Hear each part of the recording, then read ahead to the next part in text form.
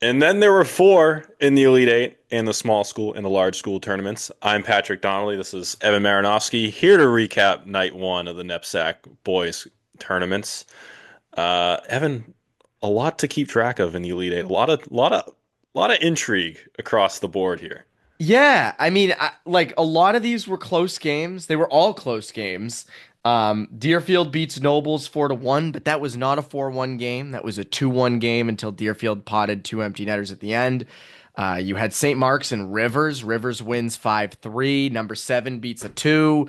I said all along that it's not an upset. I don't consider that an upset because those teams were close all year. They were neck and neck. We'll get into that in a bit. But Rivers controlled the game, but St. Mark's was right there with them. It was 4-3 in the third. The fifth goal was an empty netter. Dexter beats Salisbury 3-2. Salisbury's up 2-0 in the third. Dexter roars back, scores with just over a minute left to win 3-2. And then Cushing Brunswick was the one outlier, 6-3. Heck of a first, like 3-2 Cushing after one. They were going, trading blows. And then Cushing started to pull away. Brunswick made it a little bit close there at the end. But Cushing put in the empty netter to make it 6-3. So, definitely surprising results on some of these games, and we'll get into in a sec. But quite the night of hockey. Yeah, so starting with the Elite Eight. What are some of your just overarching takeaways here? So Deerfield Nobles, I don't know if people talk about this. I will. Nobles scored a goal. Nobles scored a legit goal. It was Ethan Cox. It was in the second period. It was a shot on Elliot Lennon. He wrapped it around, and as Lennon goes back to try to get him on the far side, he knocks the net off. Puck still goes in. Now, I was watching on stream. To me, it looked like that puck was going in, whether the net was knocked off or not. Only the ref and everybody there can have a better look at it. But from my vantage point, which was on stream, that looked like it went in. Now, if that goes in, it's 2-2. Like later in the game, it would have been 1-1 at the time, but it would have been 2-2 later. But Deerfield are in the win.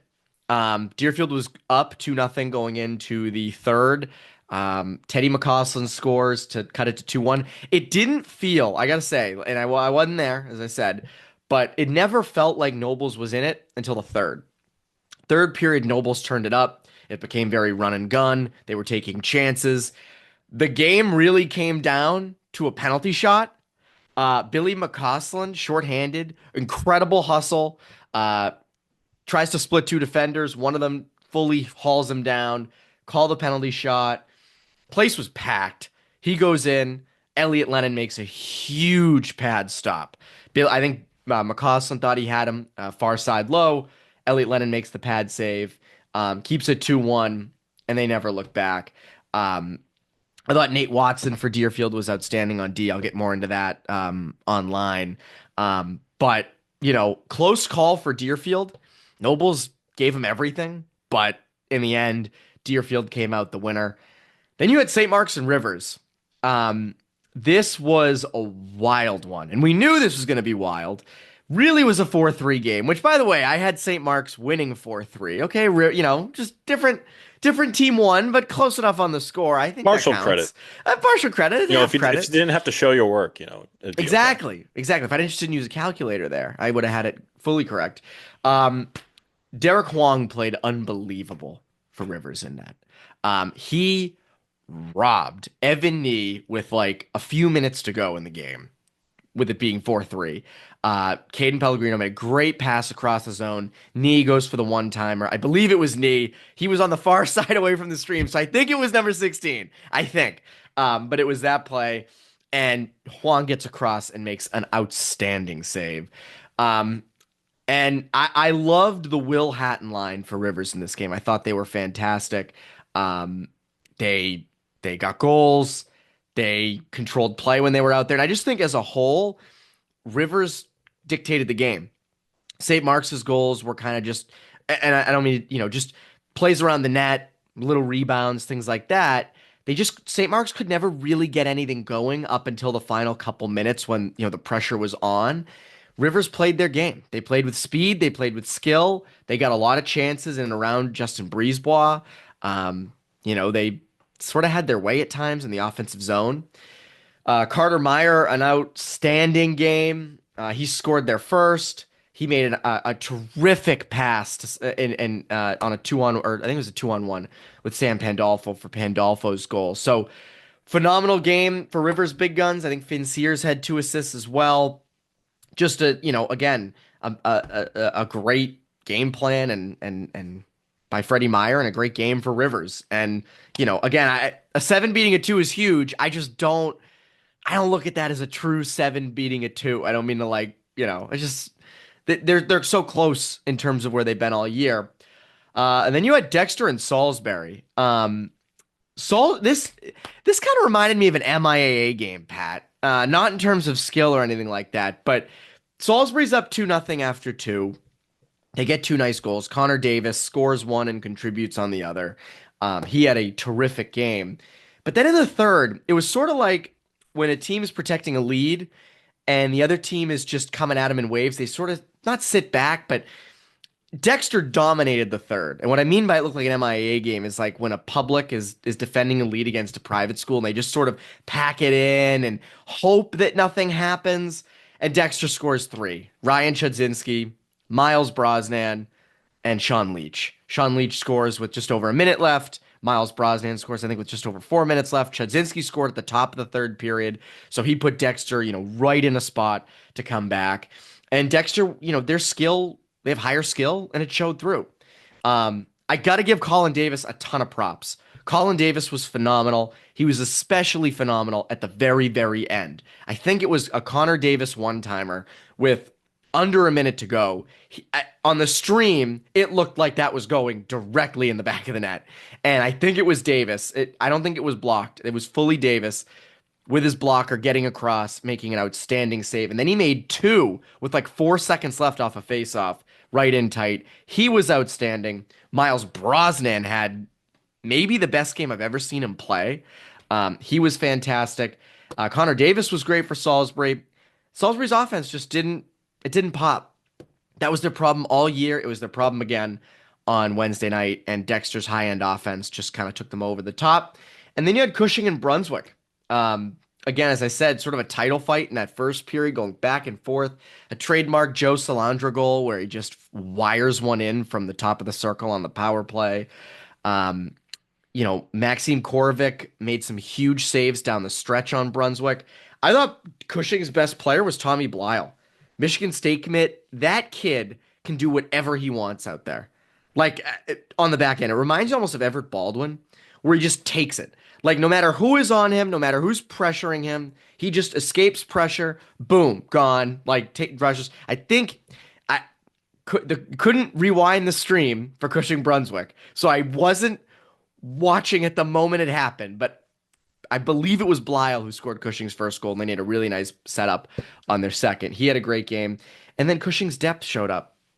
Cushing's depth in scoring. It's Max Deneen. I think Joe Covaluzzi is out. I say I think because I didn't see 17 out there, but the streams are kind of But it's Max Deneen and then everybody else scoring for them right now. And they got 6 goals out of it. So quite the night from Cushing. That the way you described that Dexter Salisbury game is almost like, and anyone who is in the building can speak better than I can. But like those are the types of games that you're describing, like you're packing it in, you're trying to just survive.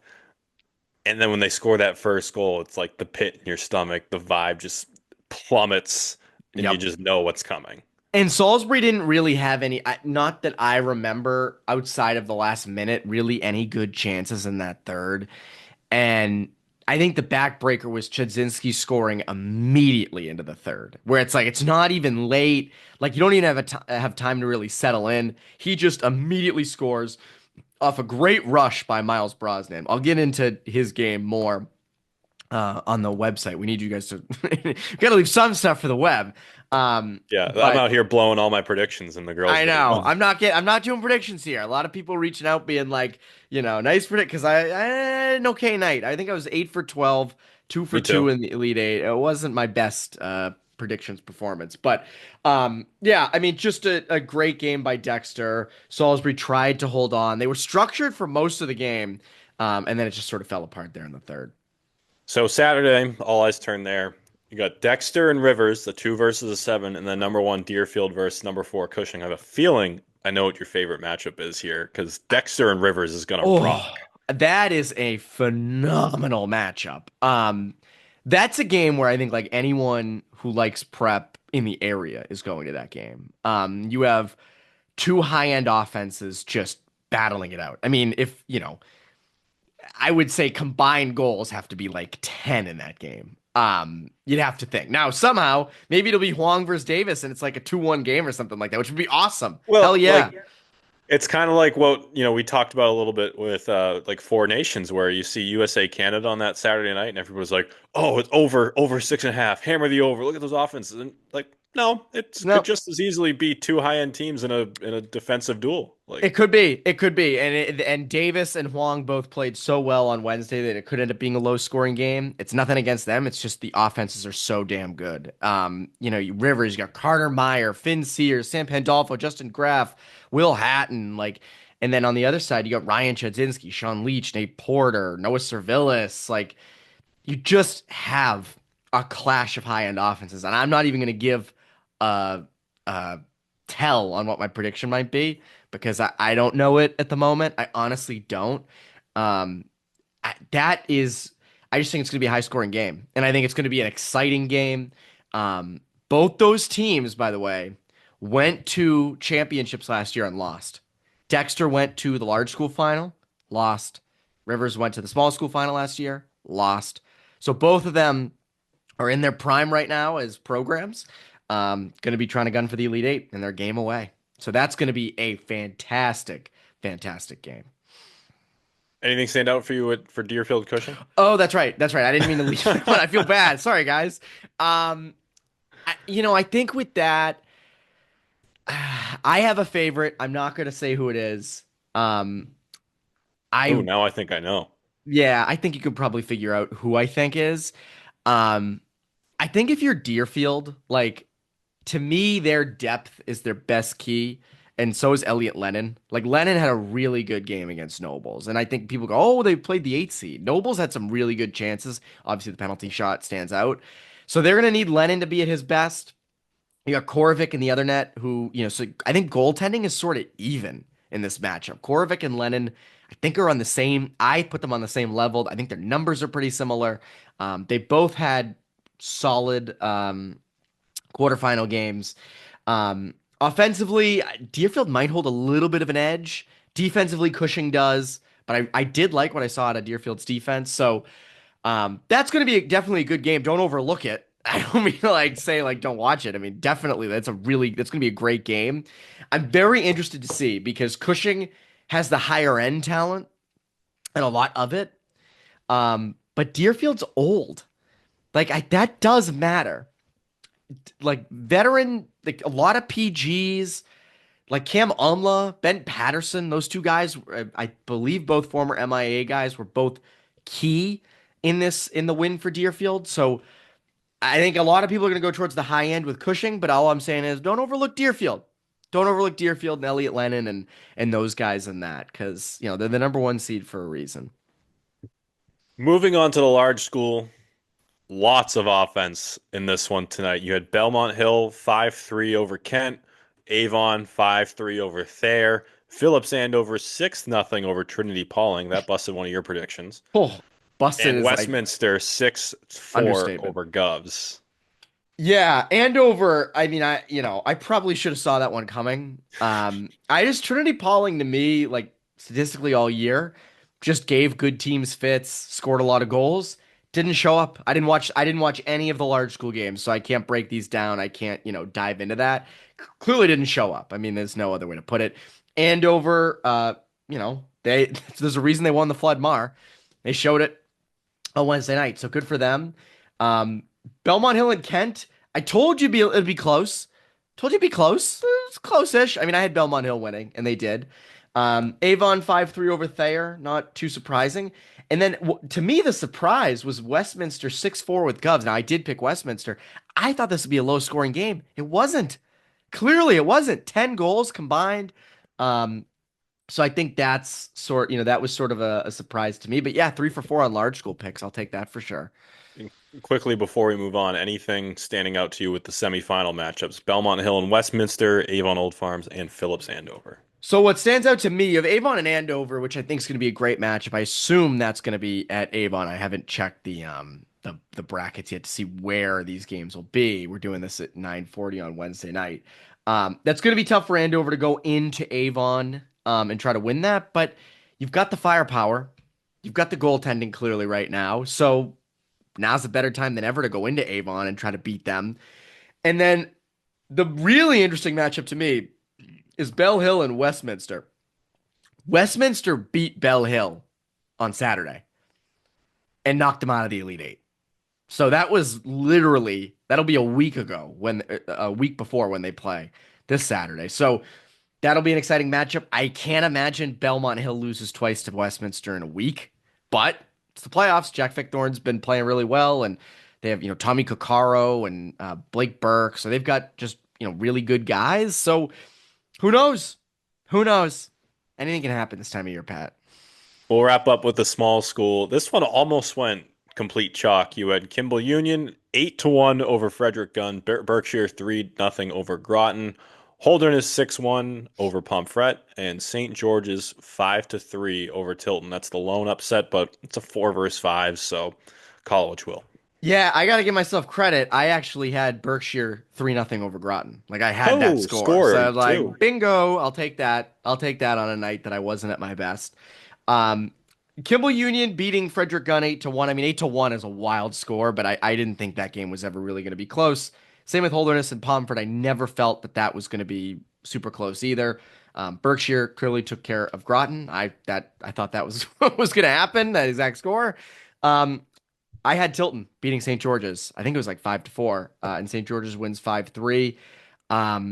St. George's, I believe, had to kill off like a 5-minute major too, so a little bit of adversity during the game. Max Donatelli had a really good game. I think he had 3 points just from checking the box score.